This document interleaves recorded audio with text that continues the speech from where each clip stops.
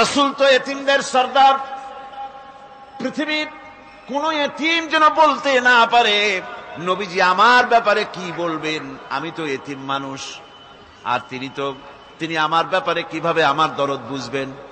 নবীজিকে আল্লাহ পাক কেমন এতিম বানালেন, সমস্ত দুনিয়ার এতিমদের সর্দার বানালেন। মায়ের পেটে যখন তিনি ছিলেন 6 মাসের সময় মায়ের পেটে থাকাকালীন বাপের এতিম হয়ে গেলেন।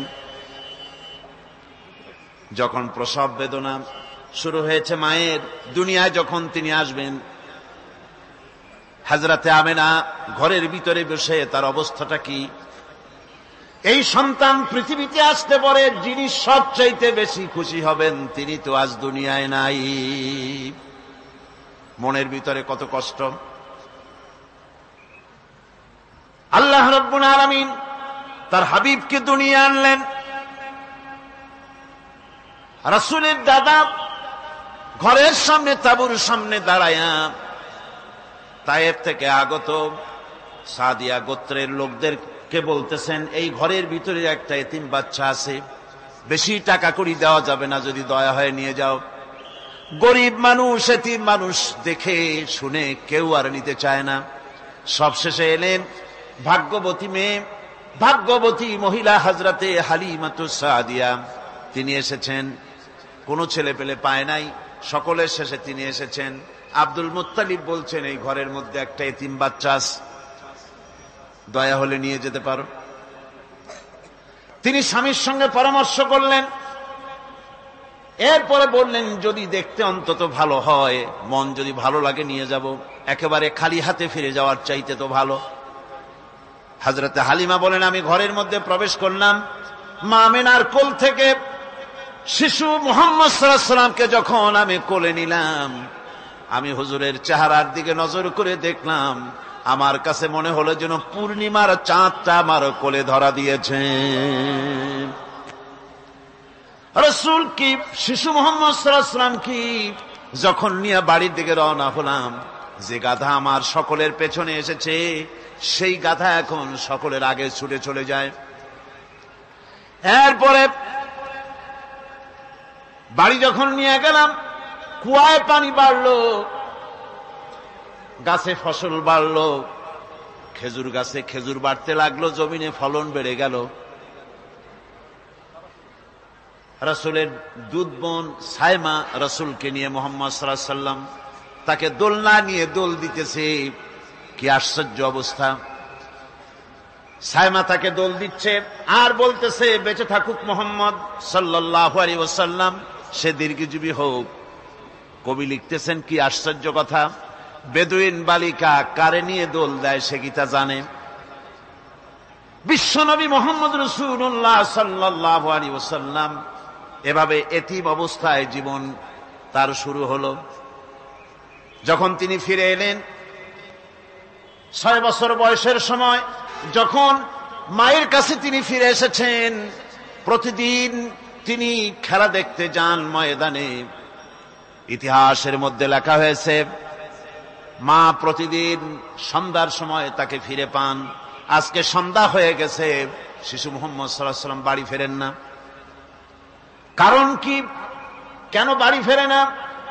সন্ধ্যার দিকে তিনি চলে গিয়েছেন পাহাড়িয়া ময়দানে, যে দেখেন ধুধু করতেছে, চতুর্দিকে সন্ধ্যা হয়ে গেছে, অন্ধকার হয়ে গেছে, কোনো ছেলে পেলে নাই, কেউ নাই। পাহাড়ের পাদদেশে বসে শিশু মুহাম্মদ সাল্লাল্লাহু আলাইহি ওয়াসাল্লাম কাঁদতেছেন। মা প্রশ্ন করলেন, বাবারে সন্ধ্যা উত্তীর্ণ হয়ে গেল, কেন একা একা বসে বসে কাঁদো?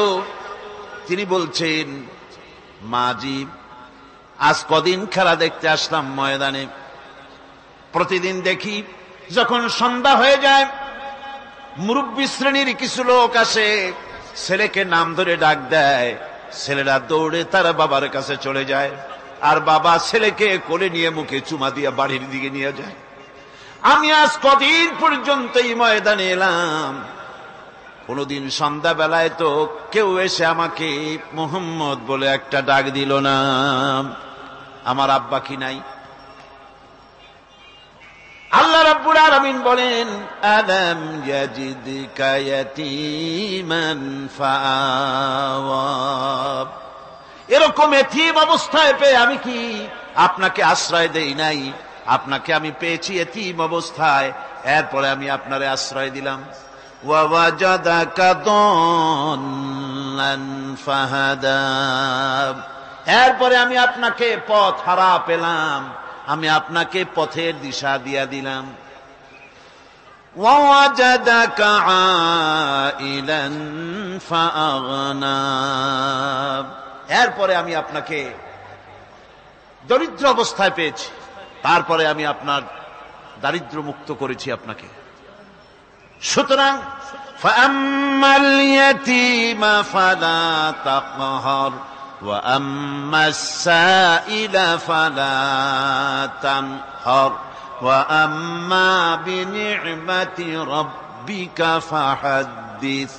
সুতরাং নবী, এতিমের প্রতি নির্মম ব্যবহার করো না, এতিমের প্রতি ভালো ব্যবহার করো, নির্মমতা দেখাইও না। আর ভিক্ষুককে ধমক দিও না, রূঢ়তা দেখিও না, আর আল্লাহর নিয়ামতের প্রশংসা করো। বহুত মানুষ আছে এতিমরে গলায় ধাক্কা দেয়। মানুষ যখন ভিক্ষা নিতে আসে, গরিব মানুষ ভিক্ষা চাইতে আসছে, ওই মেয়ে আত্মহত্যা জানো, দোয়া কুনুত জানো, বাড়ি যেয়ে কাজ করবা, এই সব আজে বাজে কথা বলিয়া ভিক্ষা দেয় না। আহা,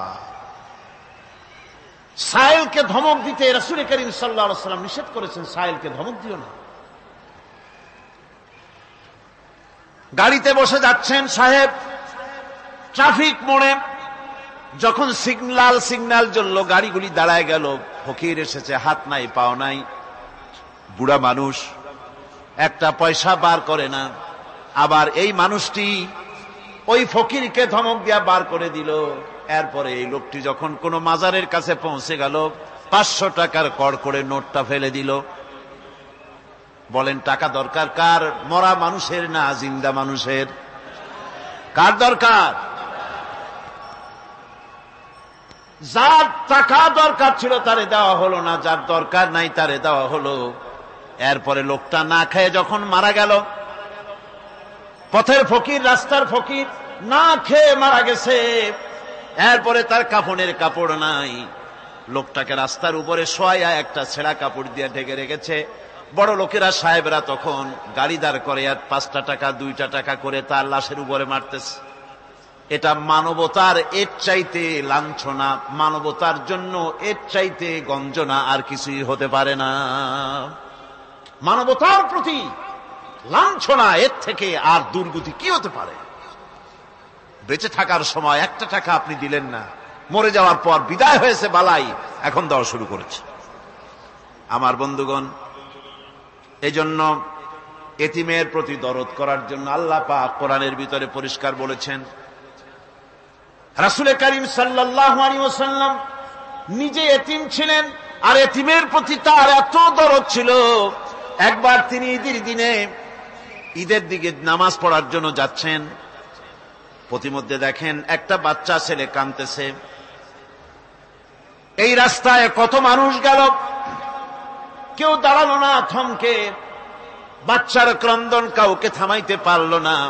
কিন্তু বিশ্ব নবী, দয়ার নবী রাহমাতুল লিল আলামিন বাচ্চার কান্না দেখে পাও বাড়াতে পারলেন না। নবীজি দাঁড়ায় গেলেন, জিজ্ঞেস করেন, ও বাচ্চা, ঈদের দিনে কাঁদো কেন? ঈদের দিনে তো কাঁদতে নাই। বাচ্চা বলে, তোমার কাছে বলবো না, আমি সেই সকালবেলা থেকে বসে আছি, আমি যদি মক্কার আব্দুল্লাহর পুত্র মুহাম্মদ রাসূলুল্লাহ সাল্লাল্লাহু আলাইহি সাল্লামকে পাই, মনের দুঃখ তার কাছে বলবো।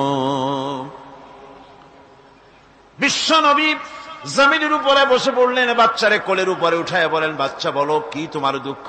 তুমি যার জন্য বসেছ আমি তো সেই এতিম নবী, কি বলতে চাও?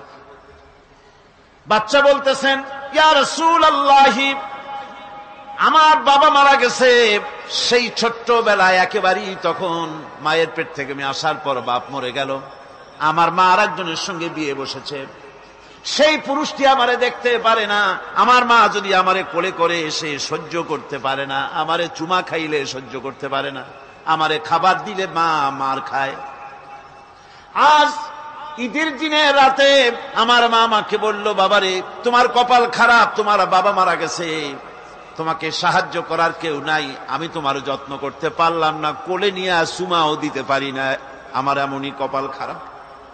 সুতরাং এতিমের দরদ এতিম ছাড়ার কেউ বুঝবে না। তুমি আজ চলে যাও, ওই রাস্তায়, ঈদের রাস্তায় দাঁড়ায় থাকো, মাঠের রাস্তার পাশে, বিশ্বনবীর কাছে তোমার দুঃখ বলো, এতিমের দুঃখ তিনি বুঝবেন। আমি মায়ের কথা মতো এই জায়গায় এতক্ষণ বসে আছি, হুজুর আপনি দয়া করে, আমার কথা তো আপনার কাছে বললাম, আমার মনের এই দুঃখ। নবীজি বাচ্চার কথা শুনতেছিলেন, চোখ দিয়া পানি পড়তেছিল, বাচ্চাকে বুকের সঙ্গে জড়িয়ে ধরে নবীজি বলেন, ও এতিম, মুহাম্মদ সাল্লাল্লাহু আলাইহি ওয়াসাল্লাম যদি তোমার পিতা হন আর হযরতে আয়েশা যদি তোমার মা হয়ে যায়, বলো তোমার মনের দুঃখ মেটে নাকি? ছেলে ডুকরে কেঁদে উঠলো আর বলল, ইয়া রাসূলুল্লাহ, হে আপনি যদি আমার পিতা হন আর আয়েশা যদি আমার মা হয়ে যায়, এর থেকে বড় সৌভাগ্যের আমার তো আর কিছুই নাই। নবীজি এতিমকে বাড়ি নিয়ে গিয়ে হযরতে আয়েশার হাতে তুলে দিয়ে বললেন, আয়েশা রে, পবিত্র ঈদের দিনে আল্লাহ রাব্বুল আলামিন তোমার জন্য একটা উপহার পাঠিয়েছেন, এটা যত্ন করো। এতিমের প্রতি দরদ রাখার জন্য আল্লাহ রাব্বুল আলামিন বলেছেন, এতিম, মিসকিন, বিধবা, অসহায় লোক, তাদের প্রতি যাতে করে মুসলিম সমাজ লক্ষ্য রাখে, সেজন্য আল্লাহ পাক নির্দেশ করেছেন। বুখারী এবং মুসলিম শরীফের হাদিসে এসেছে, আস-সাই আলাল আরমালাত ওয়াল মিসকিন কাস-সাই ফি সাবিলিল্লাহ। বিধবাদের জন্য, মিসকিনের জন্য কেউ যদি কোনো উদ্যোগ গ্রহণ করে, কেউ কোনো সাহায্য দেয়, জিহাদের ময়দানে জিহাদ করে আল্লাহর রাস্তায় যে সওয়াব পাওয়া যায়, যে মর্যাদা পাওয়া যায় আল্লাহর কাছে, এতিম, মিসকিন, বিধবাকে সাহায্য করলে সেই সওয়াব আল্লাহ রাব্বুল আলামিন আমলনামায় দিয়ে দেন।